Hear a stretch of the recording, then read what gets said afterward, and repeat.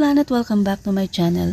Okay, for today's video po, i-update ko lamang po yung ating Smart Bro Prepaid Home Wi-Fi, kung paano siya palitan ng Wi-Fi name and then Wi-Fi password. Idadagdag ko na rin po sa video ko na ito kung paano po papalitan yung details ng admin login. Okay, so without further ado, let's get started. Okay, para ma-access po natin yung ating mga admin settings, kailangan po na nakakonect na po kayo sa inyong mga Smart Bro Prepaid Home Wi-Fi. Kasi kung sa ibang Wi-Fi po tayo nakakonect, hindi po natin ma-access yung Smart Bro Prepaid Home Wi-Fi na admin setting. Then, i-type lamang po sa inyong mga browser yung 192.168.1.1. Okay, click lamang po natin yung advanced. Then, i-click po yung proceed. Okay, if in case na nakalimutan po ninyo ang inyong mga admin settings na password and then yung username, i-reset nyo lamang po ang inyong mga router. Doon sa likod po ng inyong router, nandoon po yung WPS na reset button. I-click nyo lamang po yan or i-press ng at least 10 seconds para ma-reset po yung password. Kapag na-reset na po siya, babalik na po siya doon sa default username and then default password. Yung default username and default password po ng inyong mga admin settings, nandun po sa likod o sa ilalim, sa pinaka-bottom po ng inyong mga router. Kapag na-reset na po ninyo ang inyong mga router, ganyan po yung makikita po ninyo kapag naka-login na po kayo sa inyong mga admin settings.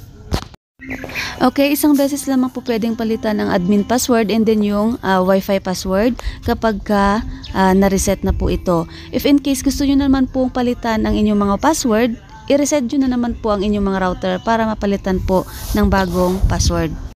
Okay, kung magpapalit po kayo ng inyong mga password, make sure po na at least 8 characters po ito. Combination na po ito ng letters, numbers, and then yung special characters. Okay, makikita po ninyo dyan ang aking tinype na password para sa inyong reference.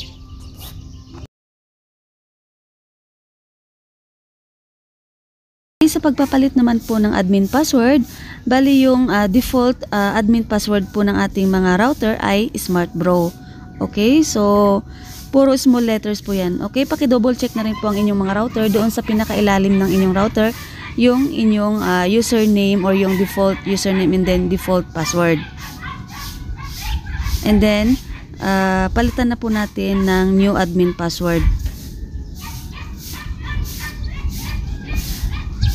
Okay, so kapag na-save na po natin yung ating mga new password, kapag nag-login po kayo sa inyong admin settings ulit, ang magiging default username po niyon ay Smart Bro pa rin. And then, yung bago nang nilagay ninyong password, ang ilagay ninyo, hindi na po yung Smart Bro. Kapag napalitan na po natin ang ating mga password, i-click lamang po yung save. Okay, magre-restart po ang ating Wi-Fi. Okay, kapag na-on na po ulit yung ating Wi-Fi, i-reconnect po natin ang ating mga Wi-Fi sa ating settings kasi nag-iba na po yung password. I-connect na po natin siya ulit doon sa ating Wi-Fi settings. Okay, so as you can see, connected na po ako sa aking Smart Bro Prepaid Home Wi-Fi.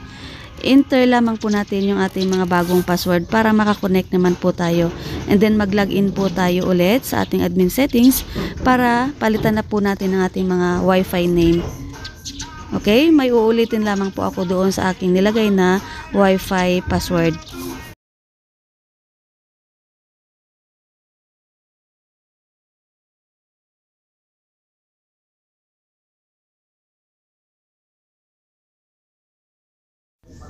As you can see po, may tinanggal po akong special character dyan sa aking nilagay na bagong password ng aking Wi-Fi kasi hindi po siya in-accept.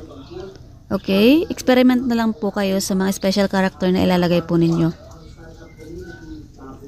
And then para sa Wi-Fi name, papalitan ko na po yung Smart Bro ng Chris Planet. Okay, pag sinave niyo po yan, pwede pong mag-reset or mag-off po yung inyong mga Wi-Fi and then reconnect na lang po kayo ulit. Okay, sa pagpalit po ng ating Wi-Fi password, kailangan po na at least meron siyang isang big letter aside from numeric po. Okay, kapag na-click na po natin yung save, mare-restart na po ang ating mga Wi-Fi and then i-reconnect nyo na lamang po ang inyong mga Wi-Fi sa bagong Wi-Fi name at saka password na nilagay po ninyo.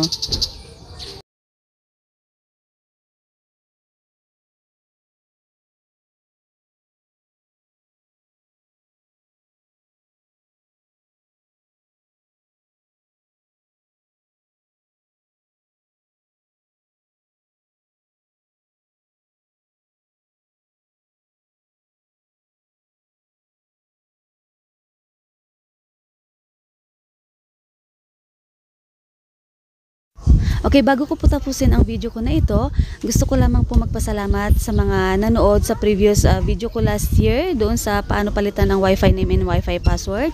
May nabasa po kasi ako doon na nag-comment na sana palitan ko daw po or i-update ko po yung video ko na ito dahil bago na daw po yung pagpalit ng Wi-Fi name and then yung Wi-Fi password. Okay? So, thank you so much po sa inyong lahat. Okay, hanggang dito na lamang po ang video ko na ito at sana po may natutunan na naman po kayo at maraming salamat po sa lahat po ng mga bagong subscribers ko at saka yung mga dati ko na pong subscribers na palagi pong nakasubaybay sa aking mga videos. Okay, so thank you so much for watching everyone. See you on my next video. Bye!